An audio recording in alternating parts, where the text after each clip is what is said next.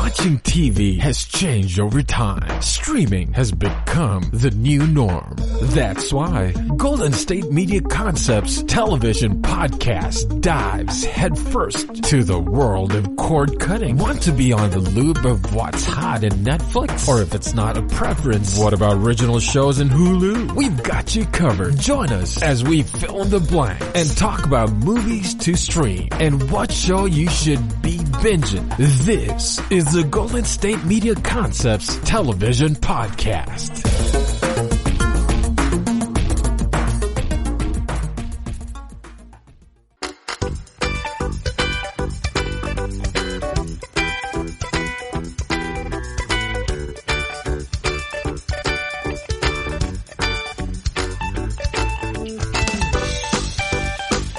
Welcome back to the GSMC television podcast. I hope you guys have all had a very safe and happy introduction into the new year. Here we are. It's the 4th. And my resolution was to go to the gym, and I ended up having donuts this morning and not making it to the gym. So I hope you guys are doing better than me. We have a pretty fun show for you guys today. We're going to be talking about the new trailer for A Quiet Place Part 2 that just dropped. We'll talk Bachelor news. The new season is premiering tomorrow night. We'll talk Spinning Out, The Circle, and what you can expect to see on Netflix in the next week. So get a snack, get cozy, and we'll just jump right in. So A Quiet Place 2, the trailer just dropped a couple of days ago after New Year's. And all of a sudden, just very quickly, we see that this movie is going to take us on a journey. I'll just say on a journey. So when we left off, for those of you who aren't familiar with A Quiet Place, basically we have this family, Lee, who is played by John Krasinski, Evelyn, who is played by his real-life wife, Emily Blunt, Reagan, who is the daughter. She's played by Millicent Simmons, who is actually deaf in real life. So Reagan is deaf in the movie as well. And it's kind of a plot point in a way. She is the heroine of the movie. I won't give too much away, but I'll just say that. And Millicent Simmons actually taught everybody on set how to speak ASL, so American Sign Language, which is pretty cool. Then you have Marcus, played by Noah Jupe, who was also recently in Honey Boy. He was in Wonder, and he's been in a couple of other things. He's one of my favorite younger actors that is on the rise right now. And then we have Beau, who unfortunately isn't seen for a long time. So these are the Abbotts, and they're living in a post-apocalyptic world where you can't really make sound or bad things happen, you get hunted. So if they hear you, they hunt you. And that's the tagline for A Quiet Place. So whenever the movie first came out, it's written by John Krasinski, and he also plays the title role. It's a new concept, and I think that is what drew not only me to it, but a lot of people. The movie is quiet. You have to be quiet. You have to listen carefully, and so many memes have come out. Like, if your stomach growls during A Quiet Place, you'll miss half the plot. And it's true. You have to be quiet. You can't crunch on popcorn through the movie. It's all about, if they hear you, they hunt you, and it's a great concept. You know, it's not something that you often see in movies. And so, where we left off in the 2018 Part 1, they're calling it, is Emily Blunt, or Evelyn, the doctor, has just had a baby in a bathtub, and this is toward the end of the movie. And the family is, the monsters are invading their house. You know, they've come to their house, they're swimming around in the basement area, and Evelyn has just had a baby, in the bathtub, which is probably the most excruciating scene. And later on, she puts the baby in a basket. It's pretty weird, but I mean, you have to be creative, I guess. And eventually, we see that Lee, played by John Krasinski, sacrifices himself. And that's not much of a spoiler for those of you who haven't seen it. I guess it is a spoiler, but it's important for plot for the upcoming movie. So that's where we left off. And in the trailer, it looks like we're in a totally different world. So the family has a car. It's the mom, it's Evelyn, Reagan, and Marcus, and the new baby. And they're driving around in a car. So first thing we see is, okay, we're in a new world. So apparently civilization has been discovered, and they're in a town, and then we see that the monsters come back. So I don't know if a big amount of time has passed since the last movie, but we do know that some plot has developed, and they might be, they might have discovered people again at some point in the movie. So initial reaction for the trailer, I'm excited because, one, post-apocalyptic movies are my favorite, as well as anything in the horror genre, and I find it interesting and new. We don't see a lot of stuff, so like Bird Box I really liked, and this is kind of like Bird Box. And so it's a new dimension. I'm really excited to see the movie. It looks really great. It's trending right now on all social media, so I don't think I'm the only one who is excited for it. It comes out March 20th, 2020, so we're only about 2 months away from the premiere, and the trailer just dropped on New Year's. I'm sure we'll see a lot more from this movie as far as trailers and sneak peeks go. But a couple of interesting tidbits about the movie. So John Krasinski, he wrote it and starred in it. He cast his wife, Emily Blunt, his actual real-life wife.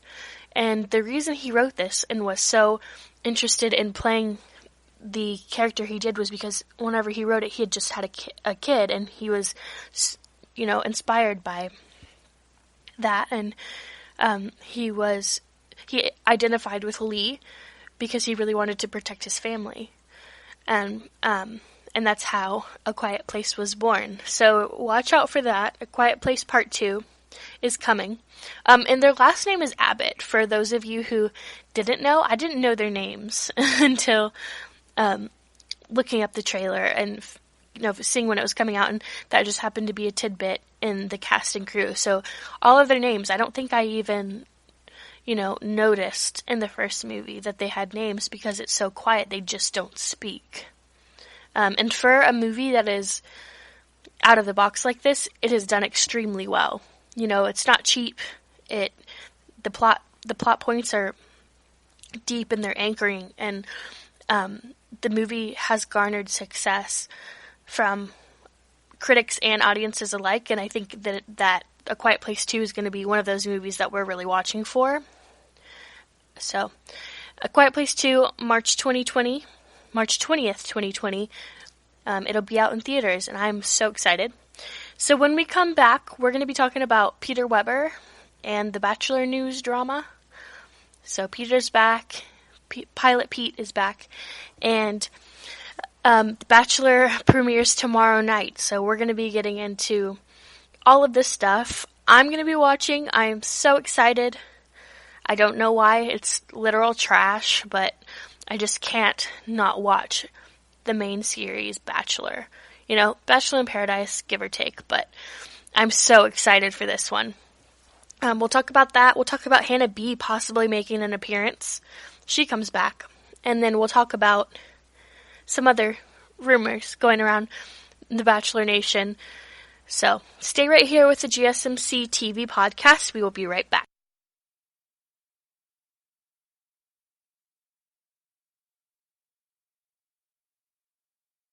Want to know the latest and hottest music hitting the airwaves? Don't be left out. Listen to the Golden State Media Concepts Music Podcast. Keith keeps you on the loop with everything you need to know from pop, rock, hip-hop, and the top 40. And we'll throw in news of your favorite artists, concert and tour dates, and so much more. Listen no further, because this is the gold standard in music podcast.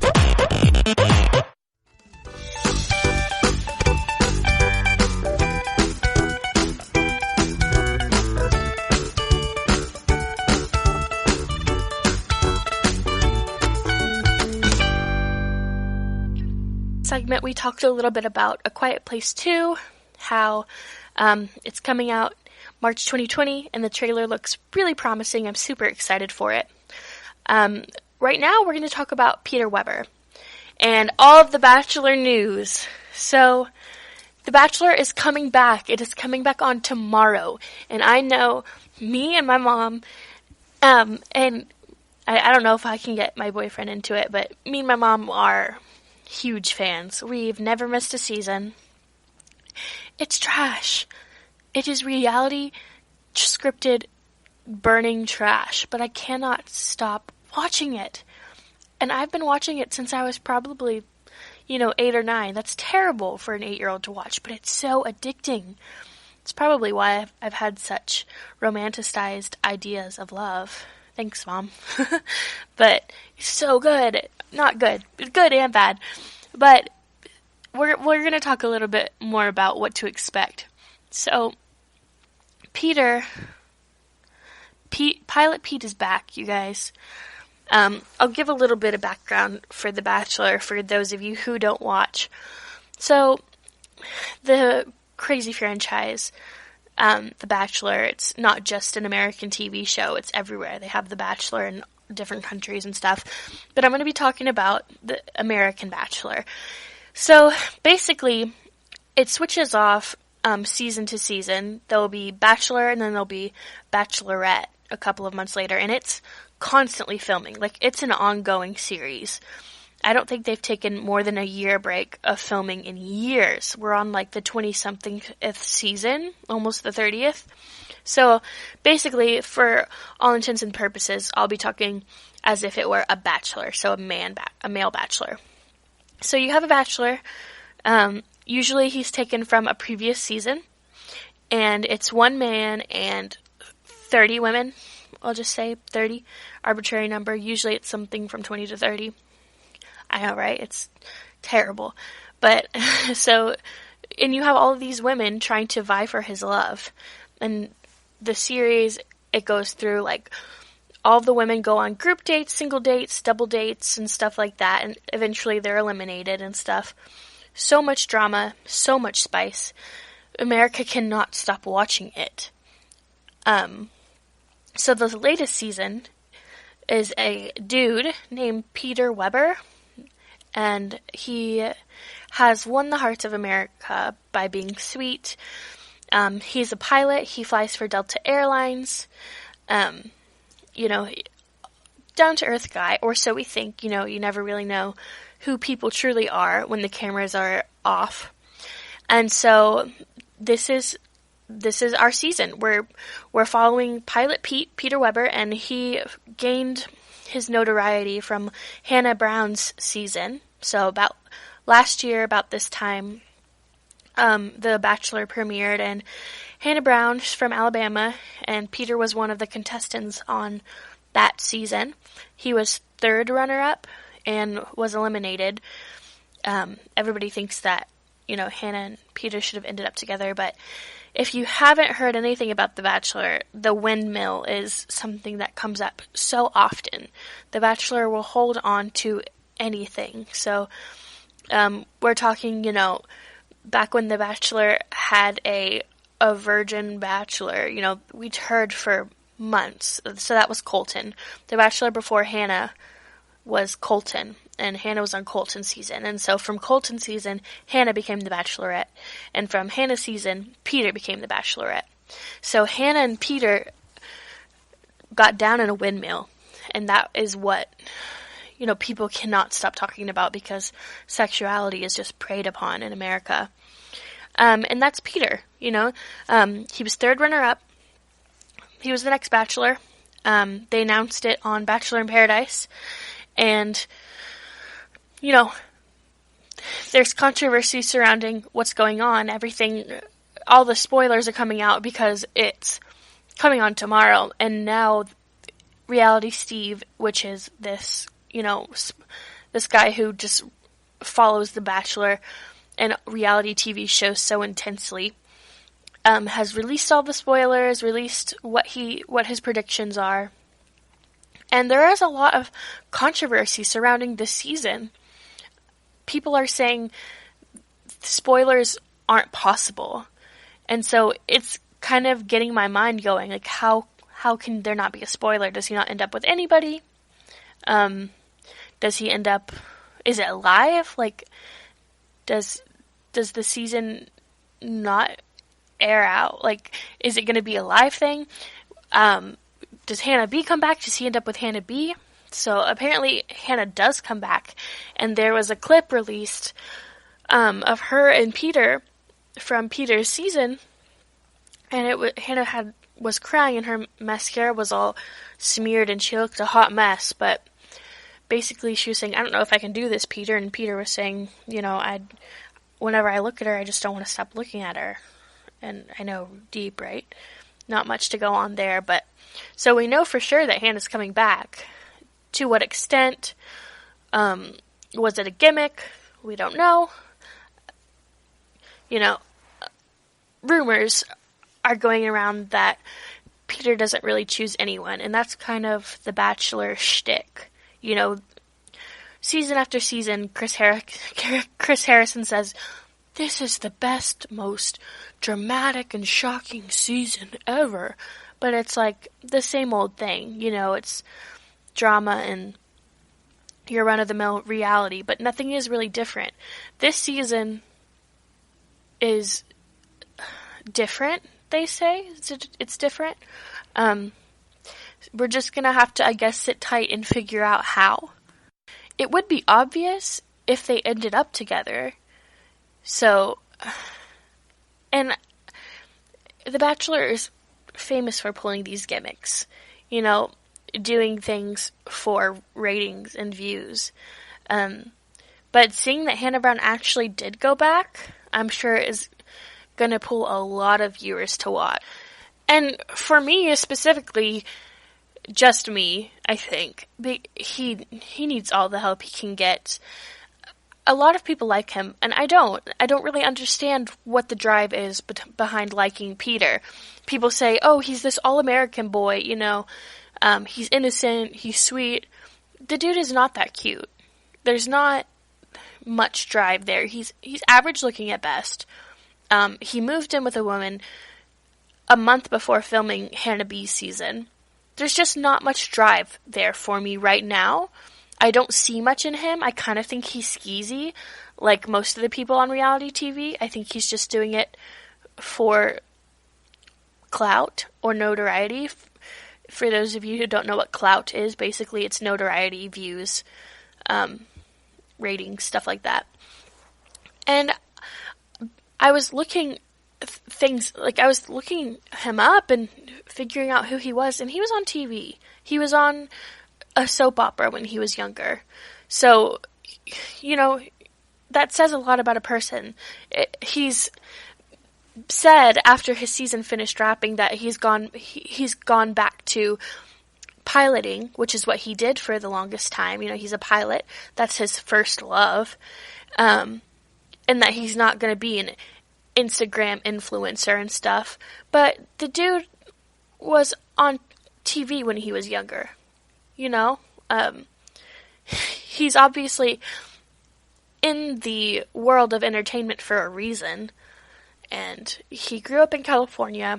He flies for Delta Airlines in California. He went to a private school. Then he went to a private university. All of these people are the same type of person. So I'm not on the Peter train, but I wasn't on the Hannah B train either. So I will definitely watch, because even though it's trash, I can't stop watching it. I've been watching it since I was 8, and I'm in my early 20s, so that's a habit I just can't break. I don't know if I'm in this boat alone with not being a Peter fan, but I'm sure after this, it'll change. So, Bachelor season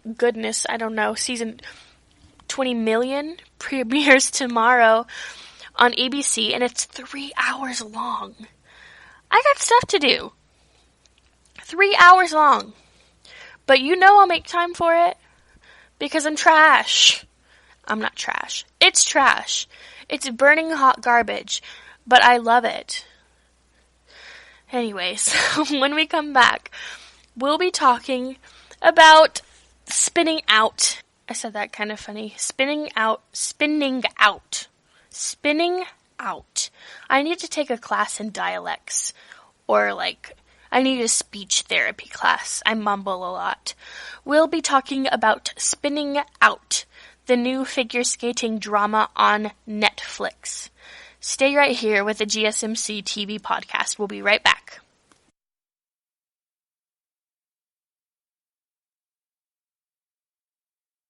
Tired of searching the vast jungle of podcasts? Now listen close and hear this out. There's a podcast network that covers just about everything that you've been searching. Hey! The Golden State Media Concepts Podcast Network is here. Nothing less than a podcast bliss with endless hours of podcast coverage. From news, sports, music, fashion, cooking, entertainment, fantasy, football, and so much more. So stop lurking around and go straight out to the Golden State Media Concepts Podcast Network. Guaranteed to fill that podcast itch. Whatever it may be. Visit us at www.gsmcpodcast.com. Follow us on Facebook and Twitter, and download us on iTunes, SoundCloud, and Google Play.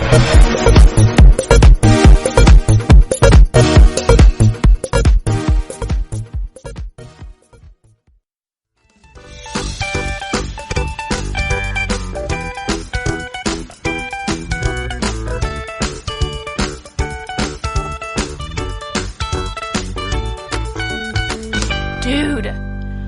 Oh my goodness. Okay, so we just talked about The Bachelor, and that is something, in its own, that is just garbage to watch. Let's talk about Spinning Out. I wanted this to be a good show. I wanted to like it. I really did. I saw the trailer for it on Netflix, and I thought, ooh, that looks good, Spinning Out, the new figure skating drama, centers around Kayla Scolario. So she plays a young figure skater. Her and her sister are figure skaters, and her mom was going to be a pro figure skater and then got pregnant with her. And it's, that usual classic plot line of, I'm going to force my kids to be what I never was. So, Kayla Scolario stars as the main character. You may know her from Skins, where she played Effie. She was in Crawl. She was in The Maze Runner. She's a British actress. And then her younger sister is played by Willow Shields, who was Prim in The Hunger Games. We haven't seen her for a while, but she's grown up. She plays Serena, that's what it is. Serena. And she's kind of the younger sister. And the mom is played by January Jones. So, Mad Men's Betty Draper, and she plays it perfectly. Kaya Scolario plays Kat, the older sister. So we have the mom, Kat, and Serena. So Kat wants to be a figure skating coach. I don't know why. I think that's probably plot point number 1. The plot point issue number 1. If you have a central character, give them big aspirations. There are a lot of people who want to be teachers, but do I want to be someone who is journeying towards being a teacher? Do I want to watch that? No. I want to watch somebody who wants to become a figure skater, an Olympic figure skater. So Kat doesn't have very big aspirations. So apparently, and it's kind of hard to put together, but Kat has been figure skating since she was very young, and she had a bad fall. That's what where the story kind of takes off. And this is gruesome. This series is gruesome. So when she falls, the scene where she falls, she busts her head open on the ice and there's blood and it's gross, and somebody stabs their skate through their toe, and it doesn't, she has a biting issue. She bites herself and there's a lot of blood. So, and it's done in a good way. Like, it actually looks like blood. It actually makes you go like, ooh. So that's the plot background. She's had a bad fall, and she's kind of, it's traumatized her, and she's lost her confidence. And that's where she's at. So she's in school, and the plot is kind of, it's hard to decipher. We weren't sure whether she was in a college program or a high school program, but wherever they are, it's in a really snowy climate. She's studying to figure skate. I didn't know that was a college major, so I think she's at an academy of some sort. And another plot point is that her mom has bipolar disorder, and so she's inherited it from her mom. Her sister has not. Her and her mom don't get along. She leaves, she decides to leave, and then she decides to come back. And there are so many plot points that things get hard to decipher. So there's the plot point with the mental illness, there's her wanting to be a coach, there's 2 or 3 love triangles. It's hard to decipher. Think of it as I, Tonya meets, like Degrassi. The writing is not very good. And I wanted to like it because I love Kaya Scolodario. I love her, and I loved Skins. The music is good, the cinematography is good, the writing is bad. It's a lot of the time, it's like, this wouldn't happen. Writing needs to be realistic. And this just comes off as like a cheesy melodrama. And there are so many great actors in here. Like, so many great stars. And it kind of just falls flat because the writing sucks. It's incredibly hard to follow. It's extremely unrealistic. The scripting, just the way the characters interact is just, I looked over at Tyler and I just audibly, I laughed because it's like, what is going on? A standout performance, Amanda Zhu, who plays Jen, she was awesome. I liked her. She was like, she's like the firecracker sidekick. And at one point, my partner who was watching it with me, he said, if she had these great quips, full of attitude, full of sass, just brought an energy to the show. And he said if she was in the main character's body, then I would watch. If the main character was written like the best friend and actually had some firecracker zest to her, then it would be interesting.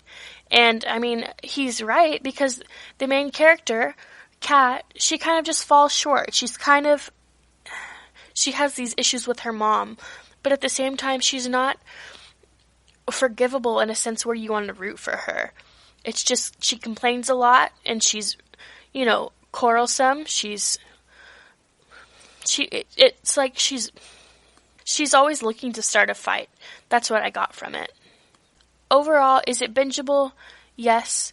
Is it laughable? Yes. I would probably give it a C+ or a B-. I don't think that I'm going to find the time to watch the rest of it. I watched 2 episodes, and I feel like that was enough to really give me an introduction to the plot. So confusing. It's confusing, and there are plot holes, and I don't know. You guys watch it, and then tell us what you think. It's written similarly to a lot of teen dramas, as in, like, it reminds me of British drama, because the music is great, and the cinematography is great. The actors are amazing. The script is not great. And when everything else is great and the script sucks, it's kind of hard to, film something that is believable that people want to watch. But that's just my opinion. Other people are saying that it's amazing. I think that it's probably, if you want something to watch, it's interesting. I'm interested to see how it progresses. I feel like she's going to end up doing Olympic figure skating because she's partner skating. And she's partner skating with this super rich dude. Another plot point. There's just so much going on. That's basically the issue. There's too much going on, as well as poor writing, which makes it really hard to follow. But it's definitely bingeable. If you can get past, not always knowing what's going on, or, having a couple of laughs at the plot holes, it's bingeable. And it's interesting. The people are pretty, so it's easy to watch and stare at the screen for hours. But that's my overall review for Spinning Out. Not the best, but, could be better. Alright, when we come back, we're going to be talking about The Circle, a new Netflix reality series about social media and how far somebody would go to get to the top. Stay right here with the GSMC TV podcast.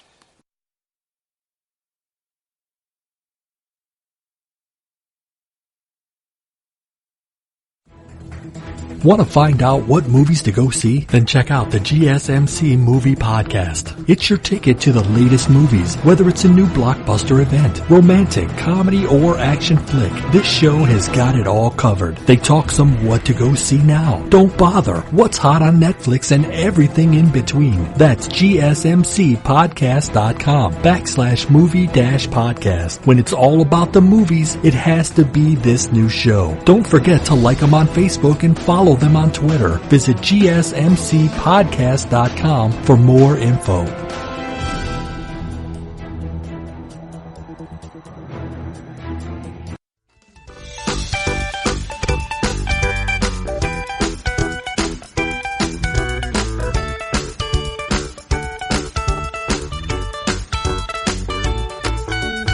Alright guys, welcome back to the GSMC TV podcast. When we left off, we were talking a little bit about Spinning Out, the new figure skating drama on Netflix. Overall, C-, C+ maybe. I wouldn't give it a B- at all. Pass or play, I'd say, cautious play. So we're going to talk a little bit about The Circle now. So Netflix just released this show called The Circle, and there was a movie that came out a couple of years ago called The Circle. So I'd been, I'd seen a trailer for this, and I'd consciously passed it because I thought this was a drama. And Netflix does this great marketing scheme where they automatically play trailers. And, I think that's how they get most of my views because I don't have a say in whether a trailer gets played or not if my mouse scrolls over the icon. So I let it play for 10 seconds, against my will. And it turns out The Circle is not a horror drama movie. It is a semi-reality series. I use that term loosely because I'll get into that later. So The Circle, all about social media. The introductory line I got into it was, how far will people go to be at the top of their social circle? The top of their social media. How far will somebody go to become what everybody is talking about? And so that jogged my interest a little bit. In the time of Instagram and Twitter and Facebook and everything that's going on, our privacy is so compromised, and this is something that has only recently been brought to my attention, how much the apps that we use are tracking our data.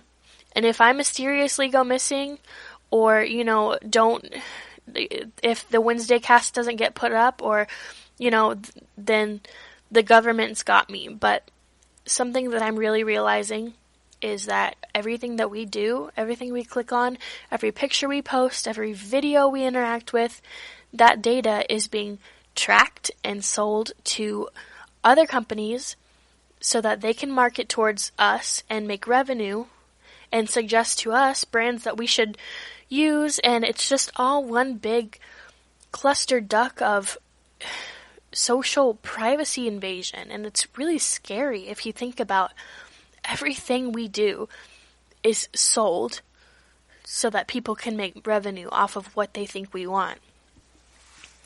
Don't come for me, Illuminati.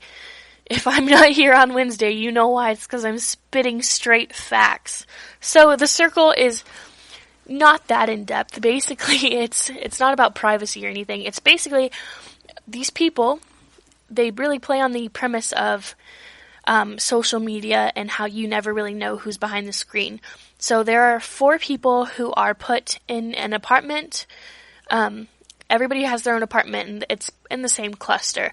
But basically, the premise is that there are 4 people on social media, and the only way they can communicate is through the circle, which is a platform where they share pictures, post videos, post statuses, kind of like any other social media. But they can never see each other. All they see of each other, the only way they can interact is through this platform. They're totally separated, and whoever is left at the end wins. So every week somebody goes through and they decide who they want to block and replace or unfriend, whatever. And so that's the premise of it. It's social media, and it shows just how powerful the association we make with other people based on what they post and stuff is. And it shows, how far would somebody go to be the top of the circle.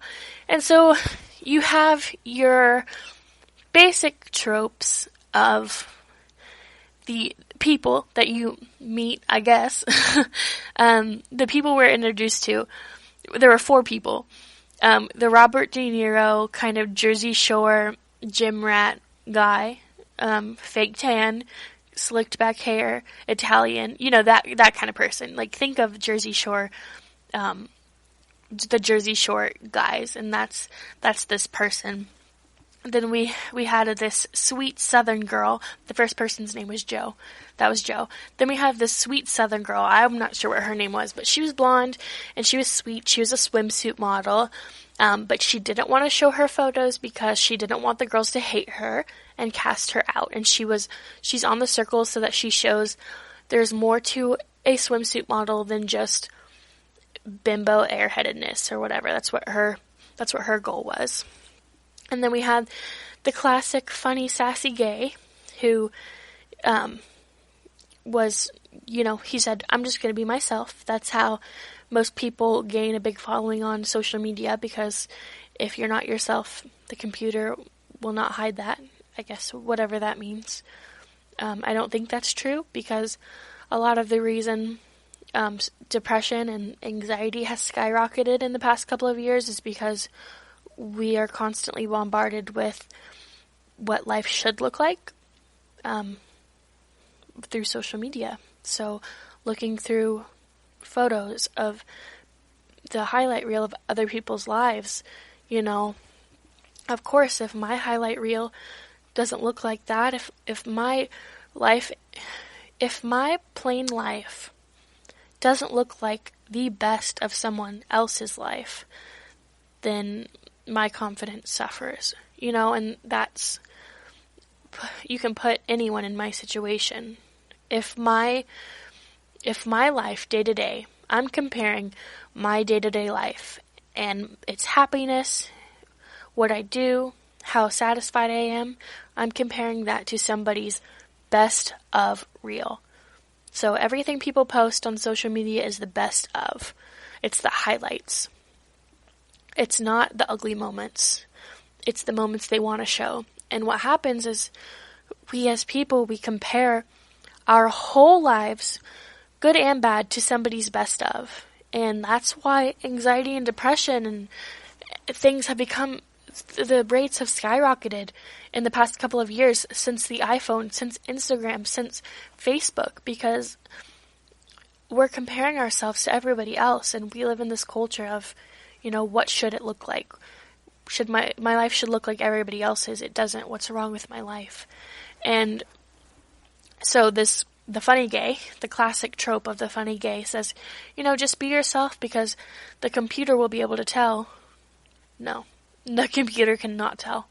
And that's a big problem that we have with social media.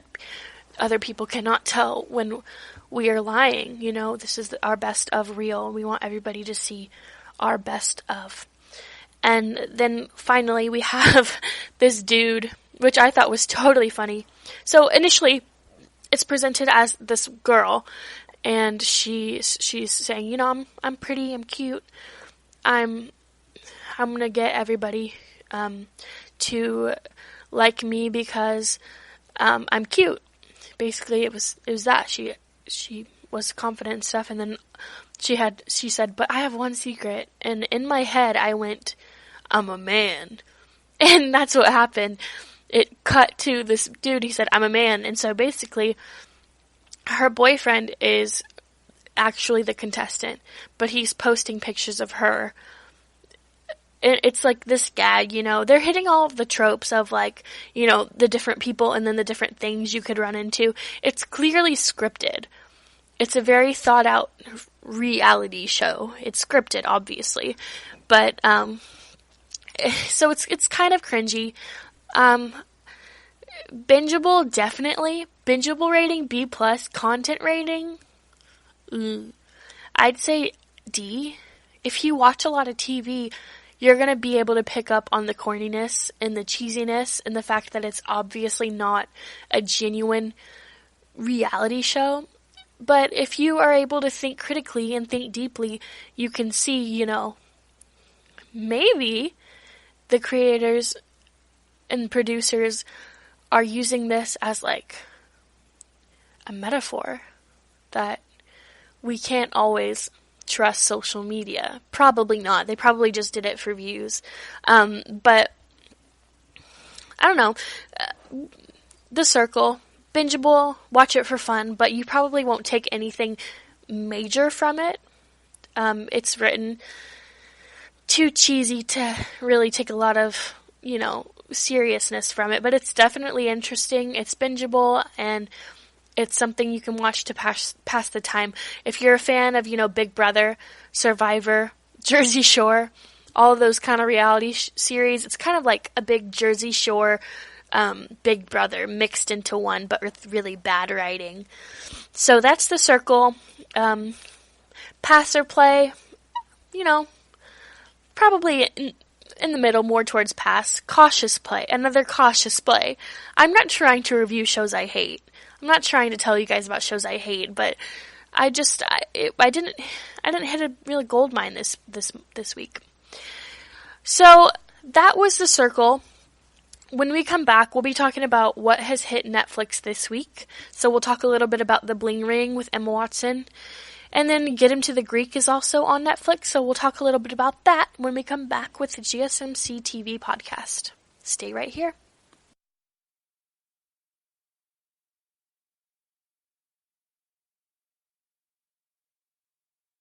Always on the go, but the day just won't be one without your Hollywood fix. Let Golden State Media Concepts Entertainment Podcast take care of that. Jordan and Keith is Entertainment Tonight meets Access Hollywood. I'm Jordan. The guy laughing, that's Keith. Yeah, I'm Keith. An all-inclusive look of pop culture.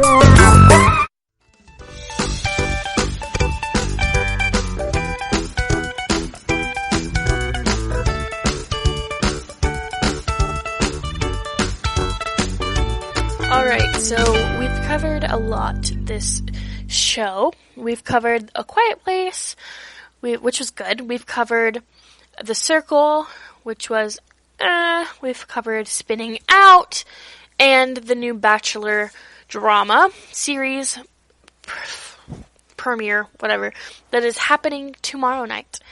Now we're going to talk a little bit about what's happening with the movies on Netflix. What's just come out this week, and what's coming next week.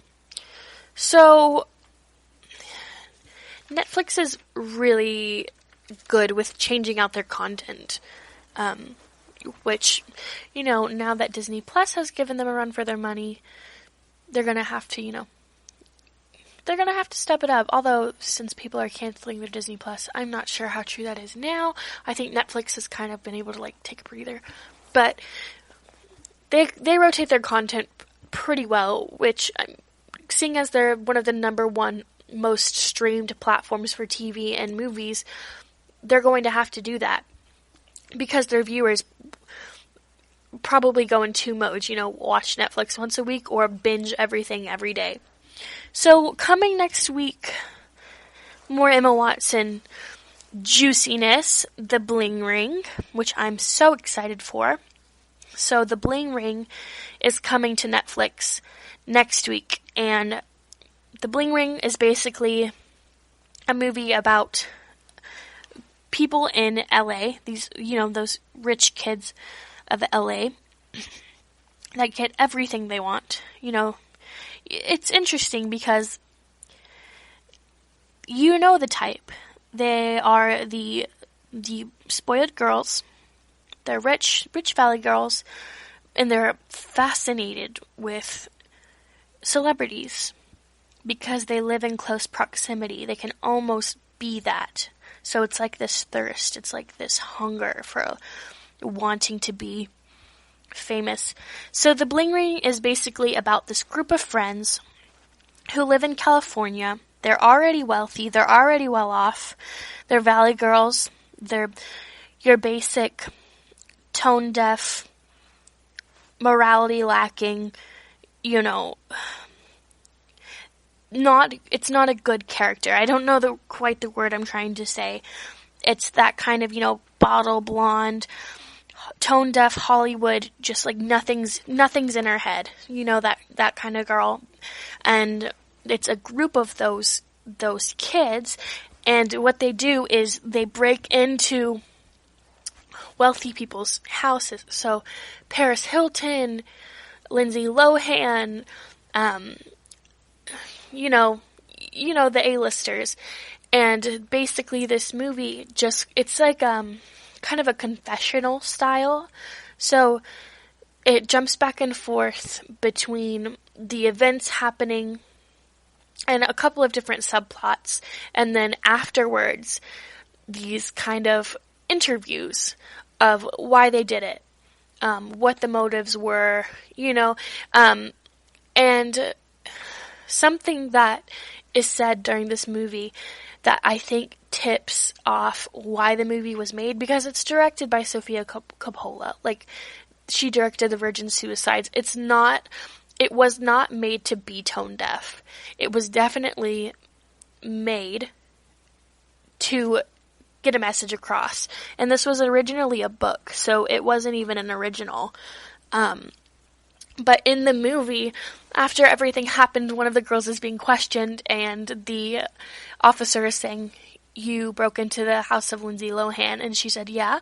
And he said, "We talked to Miss Lohan," and the girl is saying, "Oh yeah, what did she say? What did Lindsay say?" And so basically, the movie, it's almost a satire, but not quite a satire. And it's showing the rate that people will go to feel like they fit in. And they take the characters and they really kind of hold them up to the light and show the audience, this is the motive of this character. Emma Watson is in it, and she plays it so well for playing so many great characters, Hermione and Belle and Meg March, and and being in Perks of Being a Wallflower, she has all of these great titles to her name, and she plays this bimbo so well. And it just shows, her chops. But for Emma Watson to pick this project, it has to be worthy of something. In one of the interviews that she does for The Bling Ring, Emma Watson sits down and the interviewer is asking her questions about, are you glad that you didn't live in LA in the height of the break-ins? And she says, yes, I am. It's scary that these people can, kind of Google us, Google, and figure out, where we live, what we have. And she says, I don't have very interesting things to steal, but it just really shines a light on the kind of idolization that happens with these celebrities and how easy it is to really, show up to someone's house and figure out all about them whenever they're in the public eye. So basically she goes through the people that she lets into her life and how even though she has 7 million followers on Twitter, she follows mostly people that she works with. And basically she's telling us, privacy is super important. So take it from Emma Watson. It's not just me. Yes, YouTube, Facebook, Instagram, Twitter. Maybe not YouTube. Let me go back on that one. Most of these social media platforms use your information. So Emma Watson told you privacy is important, so listen to her, alright? Hopefully I'm here next week. So, when we come back, we'll be talking about Get Him to the Greek, another Netflix movie that is coming next week. Get Him to the Greek is coming next week. We'll be right back on the GSMC TV podcast. See you soon.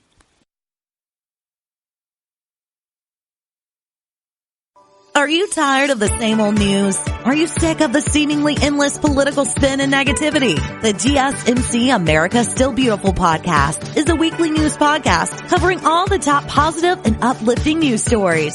We cover stories that will inspire, uplift, and remind you of the good in the world. Tune into the Golden State Media Concepts America Still Beautiful podcast to get all the great and positive news stories of today. Download the GSMC America Still Beautiful podcast on iTunes, Stitcher, SoundCloud, Google Play, or anywhere you find podcasts. Just type GSMC in the search bar.